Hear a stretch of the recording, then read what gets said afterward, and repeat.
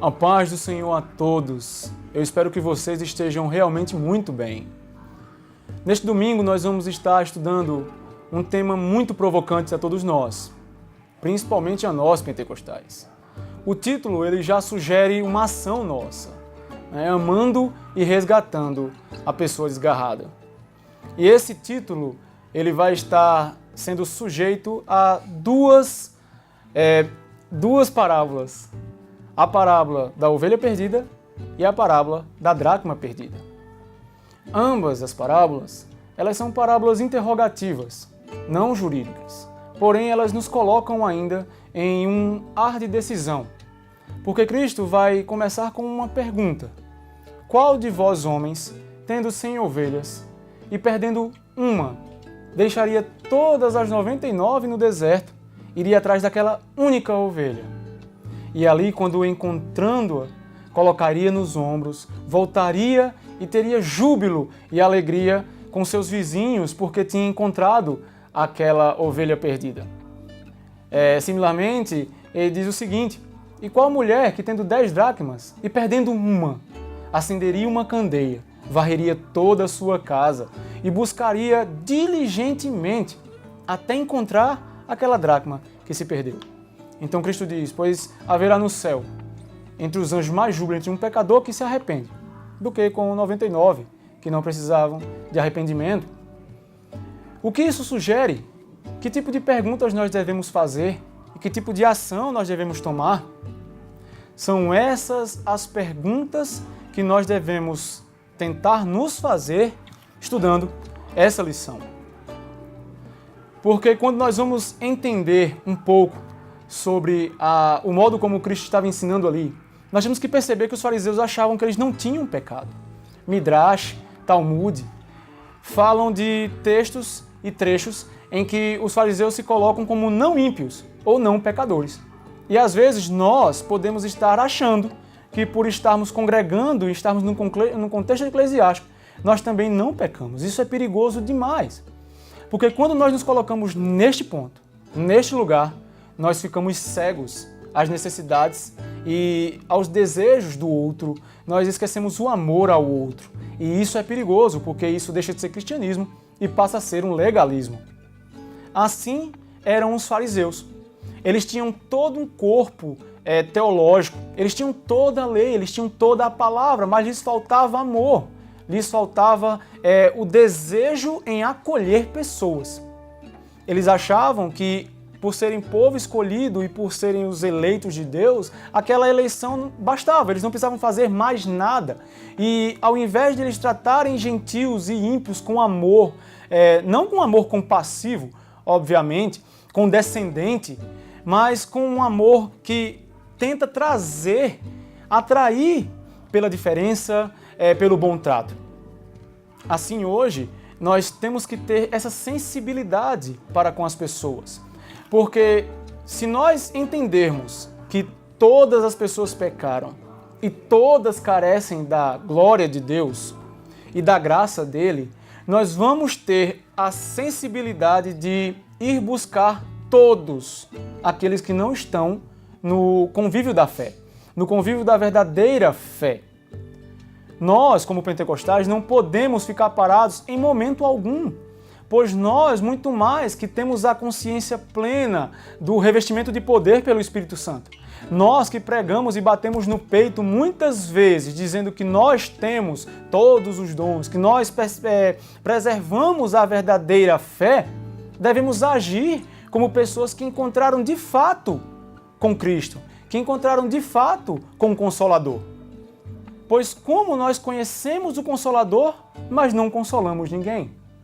Como nós podemos dizer abertamente que somos de Cristo se não entendermos ainda a sua verdadeira missão e o seu ministério? Coisa que os fariseus não entenderam. Cristo estava colocando aqueles homens e mulheres, aqueles judeus ali, em um contexto de vocês pecam, vocês são pecadores, porque a natureza de vocês compele vocês a isso. Mas eu sou o bom pastor, eu vou até vocês e trago vocês a mim.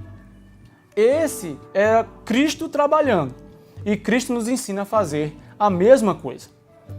Porque Cristo não quer que nenhum dos homens pereça, mas que todos cheguem ao conhecimento da verdade e o arrependimento. Não é à toa que nós somos mandados pregar o Evangelho a toda criatura. E não só a toda criatura, uma vez só. Nós temos que ter a consciência de que pessoas que estavam conosco, e elas por qualquer motivo que seja, se afastam do meio de nós, nós temos que ir buscá-la. Porque assim como o pastor daquelas ovelhas e a mulher da parábola, nós temos a missão de amar as pessoas, trazendo-as de volta ao nosso convívio. Será que você já parou para pensar que a culpa das pessoas saírem da congregação pode ter sido sua? Você já parou para analisar que o seu modo de agir, talvez aspereza ou distanciamento, tenha afastado pessoas da fé, tenha afastado pessoas da congregação? Hoje nós vemos várias pessoas que saem do convívio do corpo eclesiástico, saem das congregações e vão congregar em casas ou vão congregar em alguns lugares, são chamados desigrejados.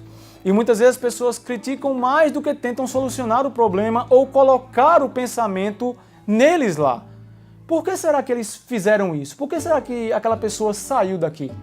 Você se lembra das pessoas que saíram já do seu meio, na sua congregação? Você já presenciou e vivenciou isso? Você já foi em busca dessa pessoa, tentar saber o porquê daquela pessoa não estar mais entre vós? É complicado você pregar o evangelho para pessoas que já têm conhecimento, não é? Cristo estava falando a fariseus, e os fariseus tinham aquela soberba de conhecer tudo. Por isso que no começo eu disse que nós devemos sempre estar se policiando nisso.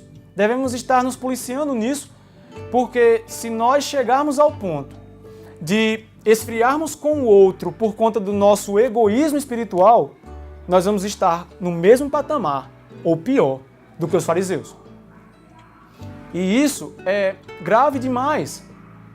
E eu acho excelente a noção do autor ter colocado estas duas parábolas aqui nessa lição.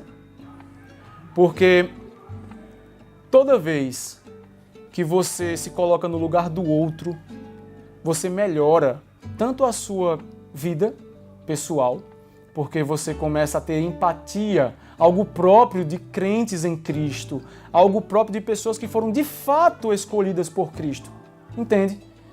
Quando você se coloca na posição de pecador miserável, você entende que não é apontando para o próximo que você vai convertê-lo, mas é tomando para si as suas dores. Outro ponto muito interessante, porque na primeira parábola, o pastor pega a ovelha e coloca nos ombros. A ovelha, quando ela se perde facilmente. Basta que ela esteja distante um pouco do pastor ou afastada do rebanho, ela se perde facilmente. E dificilmente ela encontra sozinha o caminho, e é quase impossível que ela encontre.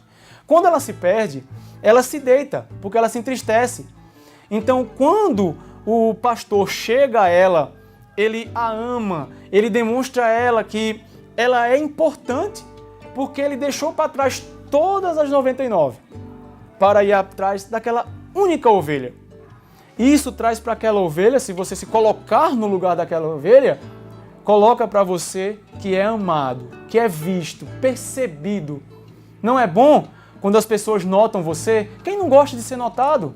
Eu não estou dizendo que nós temos que estar colocando pessoas em patamares em que elas não devem estar, porque nós todos estamos na mesma medida, principalmente com relação ao pecado.